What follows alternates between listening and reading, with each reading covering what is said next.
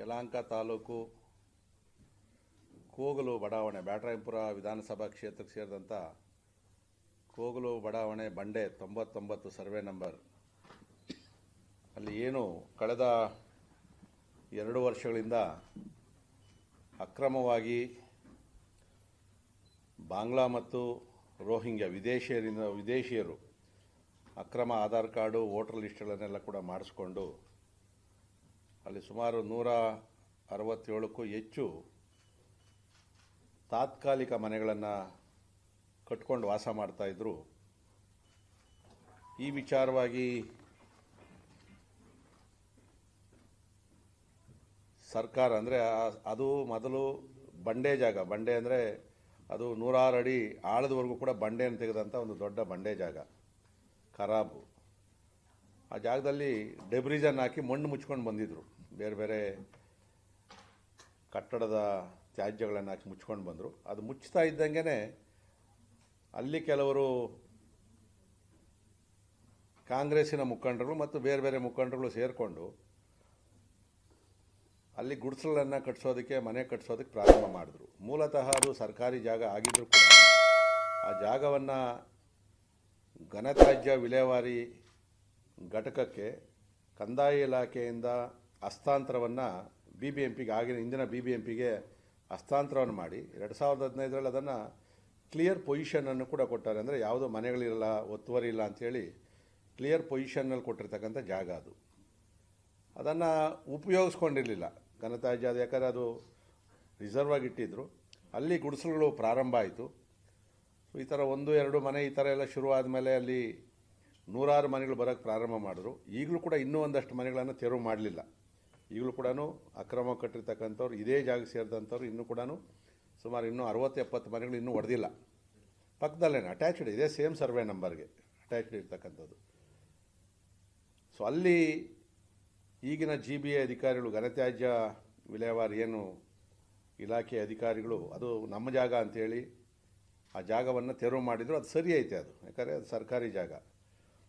ತೆರವು ಮಾಡಿದ್ದಾದ ಮೇಲೆ ತಕ್ಷಣ 2 ದಿನದಲ್ಲಿ ಕೇರಳದ ಮುಖ್ಯಮಂತ್ರಿಗಳು ಪಿಣರಾಯಿರವರು ಅವ್ರಿಗೆ ಯಾರು ಸುದ್ದಿಯನ್ನು ಕೊಟ್ಟರೋ ಮತ್ತು ಅವ್ರು ಯಾವುದೇ ರಾಜಕೀಯ ದುರುದ್ದೇಶ ಇತ್ತೋ ಮತ್ತು ಈಗ ನಡೀತಕ್ಕಂಥ ಚುನಾವಣೆಯಲ್ಲಿ ಅಲ್ಪಸಂಖ್ಯಾತರ ಮತಗಳನ್ನು ಪಡೆಯೋ ದೃಷ್ಟಿಯಿಂದ ಟ್ವೀಟ್ ಮಾಡಿದ್ರು. ಈ ಥರ ನಮ್ಮ ಕೇರಳದ ಅಲ್ಪಸಂಖ್ಯಾತರ ಮನೆಗಳನ್ನೆಲ್ಲ ಕೂಡ ನಿರ್ದಾಕ್ಷಿಣ್ಯವಾಗಿ ತೆರವು ಮಾಡ್ತಾ ಇದ್ದಾರೆ, ಅವ್ರು ರಕ್ಷಣೆ ಕೊಡಬೇಕು ಅಂತಕ್ಕಂಥ ಒಂದು ಹೇಳಿಕೆಯನ್ನು ಕೊಟ್ಟಾದ ಮೇಲೆ ಹಿಂದೆಯೇ ಕಾಂಗ್ರೆಸ್ಸಿನ ಪ್ರಧಾನ ಕಾರ್ಯದರ್ಶಿ ಮತ್ತು ಕೇರಳದ ಮುಖಂಡರು, ಕಾಂಗ್ರೆಸ್ ಮುಖಂಡರಾದಂಥ ವೇಣುಗೋಪಾಲ್ ಅವರು ಕೂಡ ನಮ್ಮ ರಾಜ್ಯ ಸರ್ಕಾರಕ್ಕೆ, ಕಾಂಗ್ರೆಸ್ಸಿನ ಸರ್ಕಾರಕ್ಕೆ ಆದೇಶವನ್ನು ಕೊಡ್ತಾರೆ. ಅವರಿಗೆ ರಕ್ಷಣೆಯನ್ನು ಕೊಡಬೇಕು, ಅವರಿಗೆ ಪುನರ್ವಸತಿ ಕಲ್ಪಿಸಬೇಕು ಅಂತೇಳಿ. ಅಂದರೆ ಪೈಪೋಟಿ ಇವೆರಡೂ ಕೂಡ ಚುನಾವಣಾ ದೃಷ್ಟಿಯಿಂದ ಅಂತೇಳಿ ಜಗಜ್ಜಾಹೀರಾಗಿರ್ತಕ್ಕಂಥದ್ದು.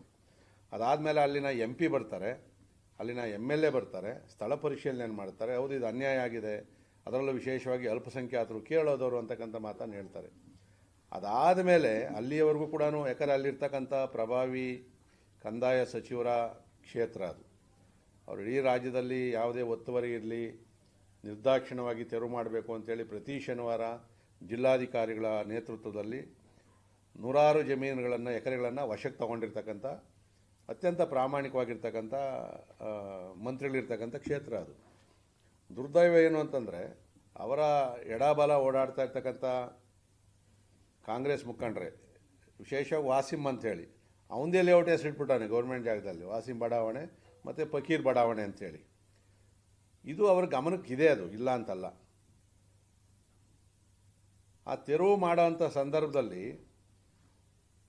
ಆ ಸಚಿವರು ಕೂಡ ಯಾವುದೇ ಹೇಳಿಕೆಗಳನ್ನು ಕೊಡಲಿಲ್ಲ, ಸ್ಥಳ ಪರಿಶೀಲನೆಯನ್ನು ಮಾಡಲಿಲ್ಲ ಮತ್ತು ಯಾವುದೇ ಮಾಧ್ಯಮದವ್ರ ಕೈಗೂ ಕೂಡ ಸಿಕ್ಕಿರಲಿಲ್ಲ. ಅವರು ಯಾವಾಗ ಒಂದು ಸಾರಿ ಸರ್ಕಾರ ತೆರವು ಮಾಡ್ತು, ಮಾಧ್ಯಮಗಳಲ್ಲಿ ಬರೋಕ್ಕೆ ಶುರುವಾಯಿತು, ಕೇರಳದಲ್ಲಿ ಮತ್ತು ಅಲ್ಲಿನ ರಾಜಕಾರಣಿಗಳ ಪ್ರವೇಶ ಆಯಿತು. ಇಲ್ಲಿನ ನಮ್ಮ ಮುಖ್ಯಮಂತ್ರಿಗಳ ಆದಿಯಾಗಿ ಭಾಳ ತುರ್ತಾಗಿ ಕ್ರಮ ತಗೊಬೇಕು. ಅಷ್ಟು ಜನಕ್ಕೆ 165 ಕುಟುಂಬಗಳೇನೈತೆ ಅಷ್ಟು ಜನಗಳು ಕೂಡ ನಾವು ಪುನರ್ವಸತಿಯನ್ನು ಕಲ್ಪಿಸ್ತೀವಿ ಅಂತ ಕೇಳಿ ಅರಾತುರಿಯಲ್ಲಿ ಮೀಟಿಂಗ್ಗಳನ್ನು ಮಾಡಿ ಅದರಲ್ಲಿ ವಸತಿ ಸಚಿವರು ಇವರು ಎಲ್ಲ ಸೇರಿಕೊಂಡು ಅನೌನ್ಸು ಮಾಡ್ತಾರೆ. ಅನೌನ್ಸ್ ಮಾಡೋದ್ರ ಜೊತೆಯಲ್ಲಿ ಅವರು ಪೂರ್ವಾಪರನೂ ವಿಚಾರಿಸೋದೇ ಇಲ್ಲ. ಅವ್ರು ಯಾರು ನಾವು ಹೇಳ್ತಾ ಇರ್ತಕ್ಕಂಥದ್ದು ಮತ್ತು ಮಾಧ್ಯಮಗಳಲ್ಲಿ ಬಂದಿರೋದು ಅವರು ವಿದೇಶಿಯರಿಂದ ಬಂದಿರೋರು, ಬಾಂಗ್ಲಾದೇಶಿಗಳು, ರೋಹಿಂಗ್ಯಗಳು, ಇವರೆಲ್ಲ ಪೂರ್ವಾಪರ ತನಿಖೆ ಮಾಡಬೇಕು ಅಂದರೂ ಕೂಡ ಯಾವುದೇ ಹೇಳಿಕೆಗಳನ್ನು ಕೊಡಲಿಲ್ಲ. ಅವ್ನು ತನಿಖೆ ಮಾಡ್ತೀವಿ ಅಂತ ಹೇಳಿಲ್ಲ. ಅಷ್ಟು ಜನಕ್ಕೆ ಪುನರ್ವಸತಿಯನ್ನು ಬೈಯಪ್ಪನಹಳ್ಳಿಯಲ್ಲಿ ಕೊಡ್ತೀವಿ, ರಾಜೀವ್ ಗಾಂಧಿ ಹೌಸಿಂಗ್ ಕಾರ್ಪೊರೇಷನ್ ನಿರ್ಮಾಣ ಆಯಿತು ಮನೆಗಳು ಅಂತ ಹೇಳ್ತಾರೆ ಅವರು. ರಾಜೀವ್ ಗಾಂಧಿ ಹೌಸಿಂಗ್ ಕಾರ್ಪೊರೇಷನ್ಗೆ 6 ವರ್ಷಗಳಿಂದ ಕೂಡ 50,000 1 ಲಕ್ಷ ದುಡ್ಡನ್ನು ಕಟ್ಟಿ ಸುಮಾರು 15,000ಕ್ಕೂ ಹೆಚ್ಚು ಜನ ಇನ್ನೂ ಕೂಡ ಕಾಯ್ತಾ ಇದ್ದಾರೆ ಮನೆಗಳು ಸಿಗಲಿಲ್ಲ ಅಂತೇಳಿ. ಅವ್ರಿಗೆ ಯಾರಿಗೂ ಕೊಟ್ಟಿಲ್ಲ. ಅವರು 1 ಲಕ್ಷ 5 ವರ್ಷ 6 ವರ್ಷ ಅಂತಂದರೆ ಅವ್ರು ಬಡ್ಡಿಗೆ ತಂದು ಒಡವೆ ಮಾರೋ ಏನೋ ಮಾಡಿ ಕೊಟ್ಟಿರ್ತಾರೆ ಅವ್ರಿಗೆ. ಇದರ ಜೊತೆಯಲ್ಲಿ BBMP ಅವರು ಹೇಳ್ತಾರೆ ನಾವು ಒಂಟಿ ಮನೆ ಸ್ಕೀಮಲ್ಲಿ ಅಮೃತ ಯೋಜನೆ ಅಡಿಯಲ್ಲಿ 5 ಲಕ್ಷ ರೂಪಾಯಿ ಅವ್ರಿಗೆ ನಾವು ದುಡ್ಡು ಕೊಡ್ತೀವಿ ಅಂತ ಹೇಳ್ತಾರೆ, 30. ಅದಾದಮೇಲೆ ಅಲ್ಪಸಂಖ್ಯಾತ ಇಲಾಖೆಯಿಂದ 2.5 ಲಕ್ಷ ಕೊಡ್ತೀವಿ ಅಂತೇಳಿ ವಸತಿ ಸಚಿವರು ಅನೌನ್ಸ್ ಮಾಡ್ತಾರೆ. ಅಂದರೆ 10.5 ಲಕ್ಷ ರೂಪಾಯಿ ಬೆಲೆ ಬಾಳ್ತಕ್ಕಂಥ ಮನೆಯನ್ನು 2.5 ಲಕ್ಷ ರೂಪಾಯಿ ಕೊಟ್ಟರೆ ಸಾಕು, ನಿಮಗೆ ಕೊಟ್ಬಿಡ್ತೀವಿ ಅಂತೇಳಿ ಅಲ್ಲಿ ಒಂದೇ ಒಂದು ಅದು S12 ಸ್ಟಿಲ್ತ್ ಮತ್ತು 12 ಫ್ಲೋರ್ ಇರ್ತಕ್ಕಂಥ ಅಪಾರ್ಟ್ಮೆಂಟ್ ಅದು. ಮತ್ತು ಲಿಫ್ಟೆಲ್ಲ ಇರ್ತದೆ, ಮೇಂಟೆನೆನ್ಸ್ ಇರ್ತದೆ, ಪ್ರತಿ ತಿಂಗಳು ಕೂಡ ಮೇಂಟೆನೆನ್ಸ್ ಕೊಡಬೇಕು. ಅದು ಇನ್ನೂ ಯಾರೋ ದುಡ್ಡು ಕೊಟ್ಟು ಅವ್ರ ಮನೆ ಸಿಗ್ತದೆ ಅಂತ ಹೇಳಿದ್ರೆ ಮನೆ ಅವ್ರು ಕೊಡ್ತಾ ಇಲ್ಲ, ಇವ್ರು ಕೊಡೋದಕ್ಕೆ ಅರಾತುರಿಯಲ್ಲಿ ಅನೌನ್ಸ್ ಮಾಡಿದ್ರು. ಸೊ ಅದಾದಮೇಲೆ ನಮ್ಮ ರಾಜ್ಯಾಧ್ಯಕ್ಷರು ಒಂದು ಸತ್ಯಶೋಧನಾ ಸಮಿತಿಯನ್ನು ಮಾಡಬೇಕು ಅಂತೇಳಿ ಅದಕ್ಕೆ ಮೊದಲು ನಮ್ಮ ವಿರೋಧ ಪಕ್ಷದ ನಾಯಕರಂತ R. ಅಶೋಕ್ ಅವರು, ಛಲವಾದಿ ನಾರಾಯಣಸ್ವಾಮಿ ಅವರು ಎಲ್ಲ ನಮ್ಮ ತಮ್ಮೇಶ್ ಗೌಡರು ಎಲ್ಲ ಹೋಗಿ ಸ್ಥಳ ಪರಿಶೀಲನೆಯನ್ನು ಕೂಡ ಮಾಡಿ ಬಂದಾದಮೇಲೆ ಅದರ ಸಂಪೂರ್ಣವಾದಂಥ ವರದಿಯನ್ನು ಕೊಡಬೇಕು ಅಂತೇಳಿ ನಮ್ಮ 5 ಜನಗಳ ತಂಡವನ್ನು ಕೂಡ ಮಾಡಿದ್ರು. ಸೊ ಅದಾದಮೇಲೆ ನಾವು ಸ್ಥಳ ಪರಿಶೀಲನೆಯನ್ನು ಕೂಡ ನಾವು ಮಾಡಿದ್ವಿ. ಸೊ ಮಾಡೋಂಥ ಸಂದರ್ಭದಲ್ಲಿ ನಾವು ಸ್ವಲ್ಪ ತಡ ಆಯಿತು, ಅಂದರೆ ಒಂದು ವಾರ 10 ದಿನ ಆಯಿತು ನಾವು ಲೋಗೋಷ್ಟ್ರೊಳಗಡೆಗೆ. ಅಲ್ಲಿ ಯಾರು ಬಾಂಗ್ಲಾ ಮತ್ತು ರೋಹಿಂಗ್ಯಾದವರಿದ್ದರು ನಾವು ಪರಿಶೀಲನೆ ಮಾಡಿದಾಗ ಅವ್ರು ಯಾರು ಕೂಡ ಅಲ್ಲಿ ಇರಲಿಲ್ಲ. ಆಲ್ರೆಡಿ ಅವ್ರನ್ನ ಶಿಫ್ಟ್ ಮಾಡಿದರು. ಯಾಕಂದರೆ ಅದಕ್ಕೆ ಮೊದಲೇ ಮಾಧ್ಯಮಗಳು ಕೂಡ ಸಾಕಷ್ಟು ಹೋಗಿ ಅವನ್ನೆಲ್ಲ ಒಬ್ಬೊಬ್ಬರನ್ನು ಇಂಟ್ರ್ಯೂ ಮಾಡೋವಂಥ ಸಂದರ್ಭದಲ್ಲಿ ಕೆಲವರು ತಡವರಿಸಿ ಉತ್ತರ ಕೊಡುವಂಥದ್ದು, ಸಿಗಾಕ್ಕೊಂತೀವಿ ಅಂತೇಳಿ ಭಾಳ ವ್ಯವಸ್ಥಿತವಾಗಿ ಅವರನ್ನು ಬೇರೆ ಕಡೆ ಶಿಫ್ಟ್ ಮಾಡೋವಂಥ ಕೆಲಸ ಮಾಡಿ ಅಲ್ಲಿ ಸುತ್ತಮುತ್ತಲು ಯಾರಿದ್ರಲ್ಲ ಅಲ್ಪಸಂಖ್ಯಾತರು, ಮುಸ್ಲಿಮ್ಸು, DJ ಹಳ್ಳಿಯವರು, ಕಾಡ್ಗೊಂಡಹಳ್ಳಿಯವರು ಮತ್ತು ಆ ಕೋಗಲ ಬಂಡೆ ಹತ್ರ ಬೇರೆ ಇನ್ನೂ ಆ ಸುತ್ತಮುತ್ತಲು ಯಾರಲ್ಲಿ ಬಾಡಿಗೆ ಮನೆ ವಾಸ ಇದ್ದರು ಅವ್ರನ್ನ ತಂದು ಅಲ್ಲಿ ಕುಂಡಿಸಿದ್ರು.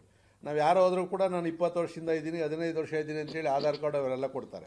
ಮತ್ತು ಅವ್ರ ಕರೆಂಟ್ ಬಿಲ್ ಇಲ್ಲ, ಏನಿಲ್ಲ. 15 ವರ್ಷ 20 ವರ್ಷದಲ್ಲಿ ಇಲ್ಲ. ನಾವೆಲ್ಲ ಎಲ್ಲ ಸ್ಯಾಟಲೈಟ್ ಇಮೇಜ್ಗಳನ್ನು ಕೂಡ 2013ರಿಂದ ತೆಗೆದಿದ್ದೀವಿ ನಾವು. ಇದರಲ್ಲೈತೆ ನಿಮಗೆ ಬುಕ್ಕನ್ನು ಆಮೇಲೆ ನಿಮಗೆಲ್ಲ ಕೊಡ್ತೀವಿ. ಅದರಲ್ಲಿ ಯಾವುದೇ ಮನೆಗಳು ಕೂಡ ಆಗಿರಲಿಲ್ಲ. ಸೊ ಇಷ್ಟಾದ ಮೇಲೆ ನಾವು ಸತ್ಯಶೋಧನಾ ಸಮಿತಿಯವರಲ್ಲೂ ತಾವು ಕೂಡ ಇದ್ರಿ. ನಾವೆಲ್ಲ ಹೋದಾಗ ಕೆಲವರು ಕೇಳಿದಾಗ ನಾವು 7 ವರ್ಷ ಇದ್ವಿ, 8 ವರ್ಷ ಇದ್ವಿ, ಈ ಥರ ಎಲ್ಲ ಕುಡಿದ್ರು. ಕೊನೆಗೆ ನಮಗೂ ಧಿಕ್ಕಾರಗಳು ಹಾಕೋಕ್ಕೂ ಶುರು ಮಾಡಿದ್ರು. ಗೋ ಬ್ಯಾಕ್ BJP ಅನ್ನೋ ಥರ ಶುರು ಮಾಡಿದ್ರು. ನಾವು ಕೂಡ ಅಲ್ಲಿ ಹೇಳಿರ್ತಕ್ಕಂಥದ್ದು, ನೀವು ನಿಜವಾದ ಸ್ಥಳೀಯ ಮುಸ್ಲಿಮರಾದರೆ ನಮ್ಮದು ವಿರೋಧ ಇಲ್ಲ, ನಿಮಗೆ ನಿಯಮಾನುಸಾರ ಏನು ಕೊಡಬೇಕು ನಾವು ಕೂಡ ರೆಕಮೆಂಡ್ ಮಾಡ್ತೀವಿ. ಆದರೆ ಲೋಕಲ್ವರೆಗೂ ನೀವು ಬಾಂಗ್ಲಾದೇಶದವ್ರಿಗೆ, ರೋಹಿಂಗ್ಯಾದವ್ರಿಗೆ, ಮುಸ್ಲಿಮರನ್ನ ಕಾರಣಕ್ಕೋಸ್ಕರ ಅವ್ರು ನೀವೇನಾದರೂ ಜೊತೆಯಲ್ಲಿ ಇಟ್ಕೊಂಡು ಮಾಡ್ತು ಅಂದರೆ ನಾವು ಸುಮ್ಮನೆ ಇರೋದಿಲ್ಲ ಅಂತ ಹೇಳಿದ್ವಿ. ಸೊ ಅದಾದಮೇಲೆ ಎಲ್ಲ ದಾಖಲೆಗಳನ್ನು ಕೂಡ ಅವತ್ತೊಂದೇ ದಿನ ಅಲ್ಲ, ನಾವು ಅಲ್ಲಿ ಲೋಕಲಲ್ಲಿರ್ತಕ್ಕಂಥ ಬೇರೆಯವ್ರನ್ನೆಲ್ಲ ವಿಚಾರಿಸಿ, ಅಲ್ಲಿನ ಮುಸ್ಲಿಂ ಲೀಡರ್ನೆಲ್ಲ ವಿಚಾರಿಸಿ ದಾಖಲೆಗಳನ್ನು ನಮ್ಗೆ ಏನೇನು ಸಿಕ್ಕಿದೆಯೋ ಎಲ್ಲ ದಾಖಲೆಗಳನ್ನು ಕೂಡ ನಾವು ಸಂಗ್ರಹ ಮಾಡಿದ್ವಿ. ಸುಮಾರು ಅಷ್ಟು ಜನದ ಆಧಾರ್ ಕಾರ್ಡನ್ನು ಸಂಗ್ರಹ ಮಾಡಿದ್ವಿ. ನಾವು ಯಾರು ಅಲ್ಲಿ ಮೊದಲು ಅರ್ಜಿಗಳನ್ನು ಹಾಕ್ಕೊಂಡ್ರಲ್ಲ, ಇವರು ಯಾವಾಗ ಮನೆ ಕೊಡ್ತೀವಿ ಅಂತ ಹೇಳಿದ್ರು ಎಲ್ಲ ಅರ್ಜಿ ಕೂಡ ಶುರು ಮಾಡಿಬಿಟ್ರು. ಅಂದರೆ ಬಾಂಗ್ಲಾ ರೋಹಿಂಗ್ಯಾದವರು ಸೇರಿದಂಗೆ ಕೊಟ್ಟಿರೋದೇನು ಅವ್ರ ಹತ್ರ Aadhaar card, voter ID card, ಇಷ್ಟು ಬಿಟ್ಟರೆ ಇನ್ನೇನೂ ಇಲ್ಲ. ಕರೆಂಟ್ ಬಿಲ್ ಇಲ್ಲ, ಟ್ಯಾಕ್ಸ್ ಕಟ್ಟಿರೋವಂಥದ್ದಿಲ್ಲ, ಏನೂ ಇಲ್ಲ. ವಾಸದ ಅದೆರಡೇ ಕೊಟ್ಟಿರ್ತಕ್ಕಂಥದ್ದು. ಲೇಟೆಸ್ಟ್ ಹಾಗೂ ಇಂಟ್ರೆಸ್ಟಿಂಗ್ ಸುದ್ದಿಗಳಿಗಾಗಿ ಬಾಸ್ ಟಿವಿ ಕನ್ನಡ ಚಾನೆಲ್ನ ಸಬ್ಸ್ಕ್ರೈಬ್ ಮಾಡಿ. ಹಾಗೆಯೇ ಬೆಲ್ ಐಕಾನ್ ಪ್ರೆಸ್ ಮಾಡಿ. ಇದರ ಜೊತೆಗೆ ಫೇಸ್ಬುಕ್, ಇನ್ಸ್ಟಾಗ್ರಾಮ್, X ನಲ್ಲೂ ಮಿಸ್ ಮಾಡದೆ ಫಾಲೋ ಮಾಡಿ.